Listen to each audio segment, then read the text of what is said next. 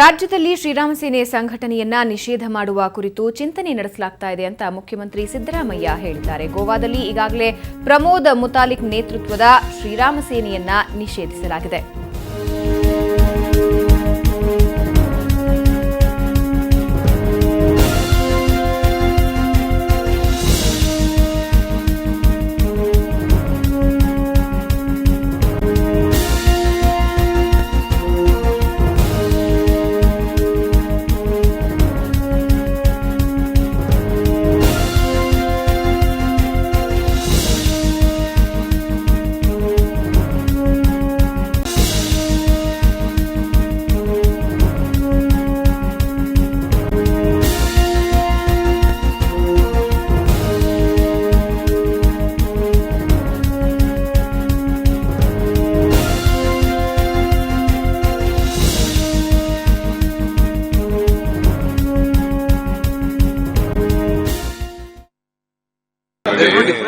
ಯಾರೇ moral police ಹೆಸರಿನಲ್ಲಿ ಕಾನೂನು ಕೈಗೆ ತಗೊಂಡ್ರೆ ಅವ್ರ ಮೇಲೆ ಕಠಿಣವಾದ ಕ್ರಮ ತಗೋತೀವಿ.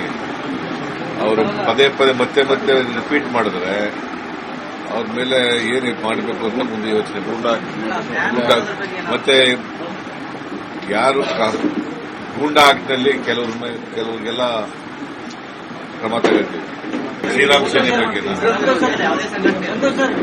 ಸಂಘಟನೆ ಅದನ್ನು ಪರಿಶೀಲನೆ ಮಾಡ್ತೀವಿ. ಇಲ್ಲೂ ಕೂಡ ಆ ಬಗ್ಗೆ ಗಂಭೀರವಾಗಿ ಪರಿಶೀಲನೆ ಮಾಡ್ತೀವಿ. ಈ ಬಗ್ಗೆ ನಮ್ಮ ಜೊತೆ ಮಾತನಾಡೋದಕ್ಕೆ ಶ್ರೀರಾಮ ಸೇನೆ ಮುಖಂಡರಾದಂತಹ ಪ್ರಮೋದ್ ಮುತಾಲಿಕ್ ಅವರು ನಮ್ಮ ಜೊತೆ ಇದ್ದಾರೆ. ಪ್ರಮೋದ್ ಮುತಾಲಿಕ್ ಅವರೇ, ಸಿಎಂ ಸಿದ್ದರಾಮಯ್ಯ ರಾಜ್ಯದಲ್ಲಿ ಶ್ರೀರಾಮ ಸೇನೆ ನಿಷೇಧದ ಕುರಿತು ಮಾತನಾಡ್ತಾ ಇದ್ದಾರೆ, ಏನ್ ಹೇಳೋದಕ್ಕೆ ಬಯಸ್ತೀರಾ? ಮೊದಲನೇದಾಗಿ ಸಿದ್ದರಾಮಯ್ಯನವರು ಆ ಗೋವಾದ ಉಲ್ಲೇಖ ಮಾಡಿ ಹೇಳಿದ್ದಾರೆ ಅಂತ ನಾನು ಕೇಳಿದ್ದೀನಿ. ಈಗ ಗೋವಾದಲ್ಲಿ ಶ್ರೀರಾಮ ಸೇನೆ ಸಂಘಟನೆಯನ್ನ ನಿಷೇಧ ಮಾಡಿಲ್ಲ. ಪ್ರಮೋದ್ ಮುತಾಲಿಕ್ ಮತ್ತು ಸಹಪಾಠಿಗಳಿಗೆ ಎಂಟ್ರಿ ಬ್ಯಾನ್ ಮಾಡಿದ್ದಾರೆ. ಅದು ಕೂಡ 144 ಸೆಕ್ಷನ್ ಮೂಲಕ 60 ದಿನ ಮಾತ್ರ ಇರುತ್ತೆ ಅದು ಅವಧಿ. ಸೊ 60 ದಿನದ ನಂತರ ಮತ್ತೆ ಅದು ಕೊಲ್ಯಾಪ್ಸ್ ಆಗತ್ತೆ. ಮತ್ತು ನಾನು ಹೇಳೋದು, ಗೋವಾದ ಮುಖ್ಯಮಂತ್ರಿ ಮೂರ್ಖತನದ ಒಂದು ಹೆಜ್ಜೆ ಇಟ್ಟಿದ್ದಾರೆ. ಗೋವಾದಲ್ಲಿ ನಮ್ಮ ಸಂಘಟನೆ ಇಲ್ಲ, ನಮ್ಮ ಕಾರ್ಯ ಇಲ್ಲ, ನಮ್ಮ ಸದಸ್ಯರಿಲ್ಲ, ನಮ್ಮ ಕಾರ್ಯಕರ್ತರಿಲ್ಲ. ನಾವು ಯಾವುದೇ ಪ್ರತಿಭಟನೆ, ಯಾವುದೇ ಕಾರ್ಯಕ್ರಮವನ್ನು ಮಾಡದೇ ಇರುವಂತ ಸಂದರ್ಭವನ್ನು ಇಂತ ಇದ್ದಾಗ ಒಬ್ಬ ಮುಖ್ಯಮಂತ್ರಿ ಆದಂತವ್ರು ಒಂದು ಜವಾಬ್ದಾರಿ ಬೇಡವಾ? ಯಾವ ಹಿನ್ನೆಲೆಯಲ್ಲಿ ಅವರು ಎಂಟ್ರಿ ಬ್ಯಾನ್ ಮಾಡಿದ್ದಾರೆ? ಏನಾದ್ರು ಮಾಡಿದರೆ ತಾನೇ ಅದಕ್ಕೆ ಆಕ್ಷನ್ಗೆ ರಿಯಾಕ್ಷನ್ ಆಗ್ಬೇಕು.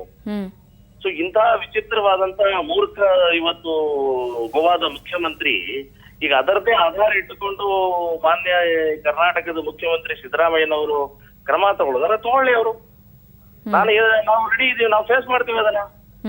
ಏನು ಶ್ರೀರಾಮ ಸೇನೆ ಸಂಘಟನೆ ಏನು ಅಲ್ ಖೈದಾ, ಜೈಷೆ ಮೊಹಮ್ಮದ್ ತರ ಭಯೋತ್ಪಾದನೆ ಸಂಘಟನೆ, ಸಮಾಜದ್ರೋಹಿ ಸಂಘಟನೆ ಅಲ್ಲ.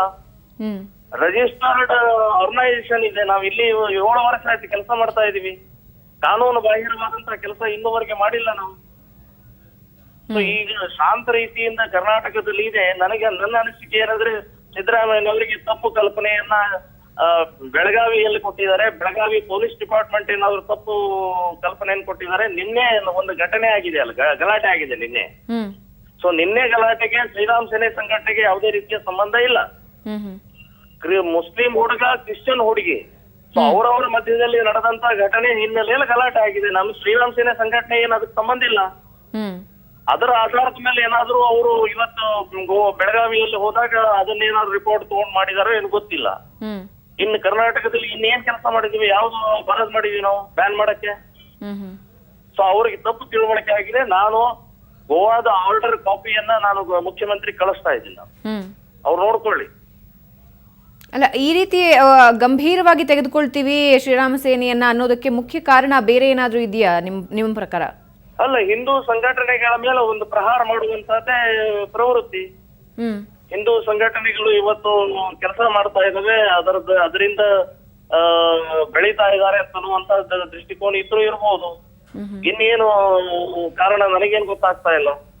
ನಿಜವಾಗಿಯೂ ಅವರು ಈ ದೇಶದ ಸಮಾಜದ ಹಿತ ದೃಷ್ಟಿಯಿಂದ ಯೋಚನೆ ಮಾಡೋದಾದ್ರೆ KFD, PFI, ಬ್ಯಾನೆಡ್ ಸಿಮಿ ಆರ್ಗನೈಸೇಷನ್ ಭಯೋತ್ಪಾದನೆ ಸಂಘಟನೆ ಜೊತೆಗೆ ಅವ್ರದ್ದು ಸಂಬಂಧಗಳಿರುವಂತಹ ಸಂಘಟನೆಗಳು ಈ ಕರ್ನಾಟಕದಲ್ಲಿ ಕೆಲಸ ಮಾಡ್ತಾ ಇದ್ದಾರೆ. ಅವ್ರನ್ನ ಬ್ಯಾನ್ ಮಾಡ್ಬೇಕು. ಓಕೆ. ಡ್ರಗ್ ಮಾಫಿಯಾ ಈ ಕರ್ನಾಟಕದಲ್ಲಿ ಕೆಲಸ ಮಾಡ್ತಾ ಇದೆ, ಅದನ್ನ ಬ್ಯಾನ್ ಮಾಡ್ಬೇಕು.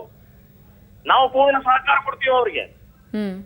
ಸೊ ಈ ರೀತಿ ಕಾನೂನು ಬದ್ಧವಾಗಿ ಮತ್ತು ಹಿಂದುತ್ವದ ಕೆಲಸ, ಲಕ್ಷಾಂತರ ಯುವಕರನ್ನ ನಾವು ದೇಶಭಕ್ತಿ ಹಿನ್ನೆಲೆಯಲ್ಲಿ ಕೆಲಸ ಮಾಡ್ತಾ ಇರುವಂತ ಸಂಘಟನೆ ಮೇಲೆ ಯಾಕೆ ಕಂಡು ಮಾನ್ಯ ಸಿದ್ದರಾಮಯ್ಯನವರೇ?